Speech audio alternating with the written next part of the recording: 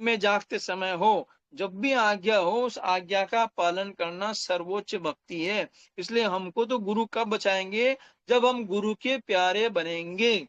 जब पिता का पुत्र जो प्यारा होता है, भले 5 पुत्र हो, 10 पुत्र हो, 4 पुत्र हो, लेकिन जो पिता की सेवा करता है, पिता की आज्ञा में जो चलता है, तो उस पर पिता भी मेहरबान होते हैं। अरे संसारी पिता है। हमारे गुरु महाराज ने तो हमको बच्चा माना कि वैसे तो आप लोग जो है संसार के बच्चे हो, लेकिन अगर आध्यात्मिकता की दृष्टि से देखा जाए तो स्वामी जी महाराज ने फरमाया कि तुम हमारे ही बच्चे हो। तो हम लोग गुरु महाराज के बच्चे हैं। जब हमारे गुरु महाराज ने हमको बच्चा माना है, अगर हम उनको पिता नहीं मानते हैं, तो फिर दया कहां से हो।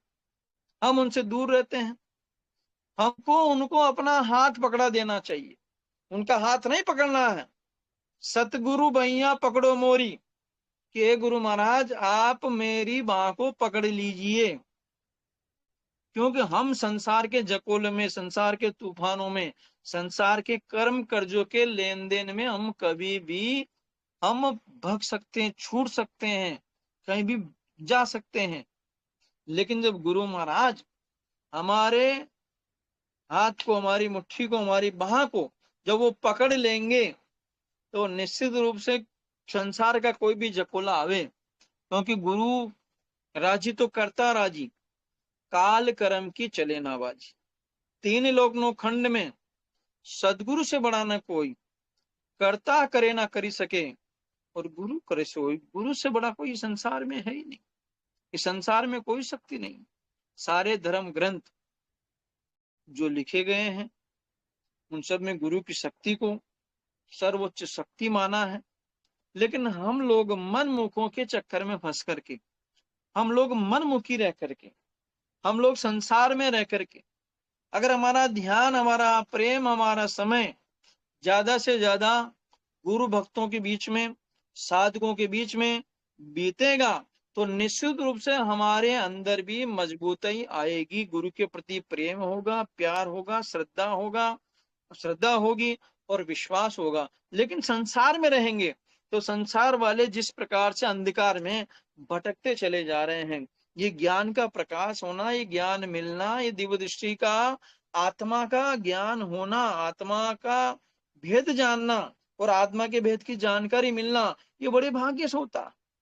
पुण्य पुंज बिनु मिले न संता, कि पुण्य की पूंजी जब इकट्ठी हो जाती है, तब जाकर के संत मिलते हैं, महात्मा मिलते हैं, महापुरुष मिलते हैं। और हरि कृपा के बिना ये संभव नहीं है। तो जन्म जन्मांतरों के हमारे पुण्य कर्म जब जागृत हो गए, तब जाकर के हरि ने देखा कि ये बच्चा अब मुक्ति के लायक है।